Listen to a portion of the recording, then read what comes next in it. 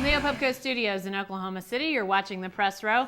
I'm Jenny Carlson here with Barry Trammell, and we are brought to you by Papa John's Pizza. If you want your Papa John's Pizza, just go online right now and order at papajohns.com. It's time for 5 and 5. We've got 5 topics, about a minute each for 5 minutes. We've got all sorts of good stuff to talk about. Let's start with Joe Mixon, Barry. The Joe Mixon video is going to be shown to the media this week.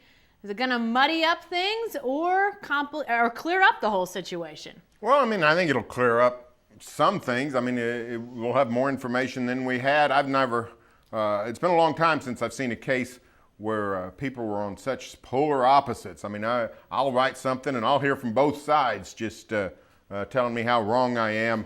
And so, it seems to be a very, very volatile situation. I think seeing the video will at least let us see what Joe Castiglione, David Bourne, Bob Stoops saw when they decided to make the 1-year suspension of Joe Mixon. So I think it'll clear up some things, probably not the whole situation. Yeah, I think that's right. I think it will make things more clear than muddy, but we've been told there's no audio on this video, so we're not going to be hearing anything that was said. But we'll get to see not only what happened, but what happened in the aftermath, what happened somewhat before. So we may at least get a chance to look at some things that we wouldn't necessarily read about in the police report. So I think in that regard, we'll have a little bit more background information and be able to report that out. But it's going to be a really interesting situation. No recording devices, so it's not like the public's going to be seeing this video. It's just the media in the room, sort of like in a courtroom where you can't tape record anything or take pictures. Similar situation. So I think it'll be interesting to see what happens, but I think there'll still be a lot of questions out there about this situation. All right, what about this true-false, Barry? The Sooners are going to miss Joe Mixon. Now, they rushed for 5 touchdowns in the opening game. Alex Ross, Keith Ford, Samaje Perine, all looking pretty good. True false, though. Sooners are going to miss Joe Mixon. Well, I think the early returns say false, and frankly, common sense says false for this reason. Joe Mixon, a ballyhooed recruit, but no one knows how good he really was. And we've seen lots of 5-star recruits come to town and then do great. We've seen lots of 5-star recruits come to town and not do much at all. Sooners look solid at tailback. The freshman Perine and Keith Ford particularly look great. Alex Ross had a kickoff return for 80-something yards. So, these guys made plays, catching the ball. I thought the best play of the game was Keith Ford's catch over the middle where he got clobbered and held onto the ball. So these guys are showing after one game that they can produce. I don't think the Sooners are going to miss Joe Mixon. I think true. Anytime you've got an extra guy that looks like the level of talent that Joe Mixon is, I think you can always find a spot for him. Now, I'm not sure where that spot would have been in this lineup because I do think that Sooner backfield looks pretty good. It's in pretty good shape. And Samaje Perine only adds to that as a true freshman, a guy that really came in and played pretty darn well. You didn't sort of look at him and say, this guy's showing first-time nerves or true freshman ability. I think he's definitely elevated above what you see out of some true freshmen. But anytime you could add a 4th really good running back, I think that you got to say that in some form or fashion, there's going to be a time when you're going to say, Joe Mixon could have helped out here. I don't know when, I don't know where, but I got to think that comes at some point for the Sooners. All right, Barry, who was more impressive? Was that Tyreek Hill or Emmanuel Ogbah? Obviously, some great play from some individuals in that OSU opener against Florida State, but who's more impressive of those two? Well, this is an excellent question, and I'm ready to answer, and I don't have a good answer for you. I'm going to say Tyreek Hill for this reason.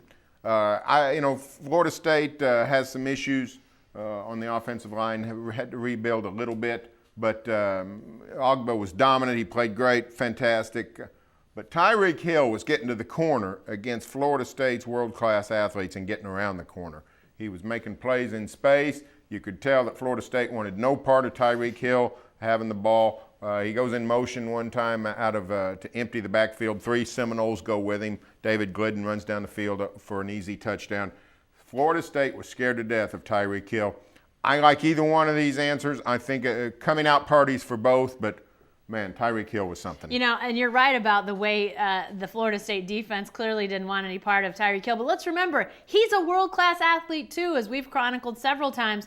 What Tyreek Hill can do in the sprints would get him into Olympic finals in a lot of years. So this guy can fly. We knew that. But Emmanuel Ogbah, while he'd had some nice moments last year, nobody was expecting this type of play out of him against Florida State. Sacking Jameis Winston twice, sacking his head. I mean, it probably maybe should have got a flag or two. But let's be honest here. This guy is adding to what we already thought was a dominating defensive line.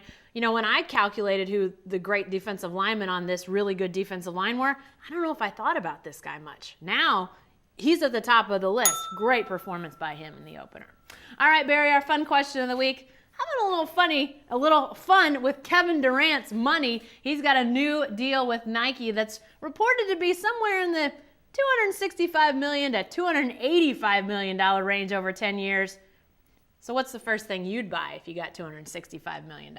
Well, in the old days, it would have been a sports franchise. Now you could buy like a tenth of a sports franchise. Yeah, the Clippers are going for $2 billion, so all of a sudden it's out of my league. So, not even Kevin Durant could buy the Los Angeles Clippers. I don't know. First thing I'd buy with $265 million, I don't know. I'd probably go down to the Chinese buffet and get some lunch because I'm awfully hungry. I'm not really, my pickup has air conditioning. I don't have a lot. I got shoes that are green. I don't know what else anybody needs. So I'm in pretty good shape. I do, I might upgrade my computer.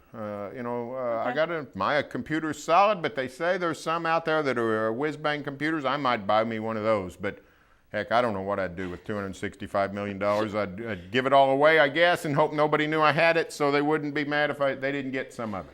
I think I'd do two things, and one is good for me. One is just because I'm lazier than I like to think. One, I'd buy a Dairy Queen franchise and put it near my house. We're getting some Dairy Queens in Oklahoma City. Barry, more. You know my love of Dairy Queen blizzards. Yes, and while we do have one in Moore now, thank you, Dairy Queen, still a little bit far from my house. So I'd put one a little bit closer to my casa. So I'd do that. And then I'd get a lawn mowing service because you know who mows the lawn at my house? I do know who mows the lawnmower at your house. That'd be me. I do know who does that. All right. What about this last question, Barry? Should David Ash hang it up? The Texas quarterback suffered another concussion in the Longhorns opener, and it wasn't really that big of a hit, Barry, against North Texas. Should David Ash be done? I'm no medical expert. I'm no member of the Ash family. I don't have any standing in this, but it certainly seems like it. I mean, a guy who gets banged up this frequently, this many concussions in this short amount of time, the more we know about concussions, it sounds like, yes, he needs to hang it up. And, Charlie Strong sort of forebode this when he said, the medical people and David Ash's family are going to have to decide if he plays anymore. Charlie Strong, to me, seemed to be saying, this is probably at the end for David Ash. Yeah, it's really scary to think about it. Had he taken a gigantic hit and suffered a concussion, you could go, that's not going to happen every day. He's not going to get hit like that all the time. Just a freak accident, freak deal. But again, this was not a big old hit. In terms of, monster hits, you don't look at it and go, man, somebody's not getting up from that. And still, he has some more concussion-related symptoms. It's really scary. We know the long-term consequences that these sort of things can have. Maybe nothing happens. Maybe he goes back and plays and is great the rest of his career. But when you're talking about repeat concussions and what could come of that, it could be scary long-term. It could also be scary short-term. I can't imagine anybody in the Ash family wants anything to do with that. Be sure to stay with the best coverage team anywhere at newsok.com and every day in the Oklahoman.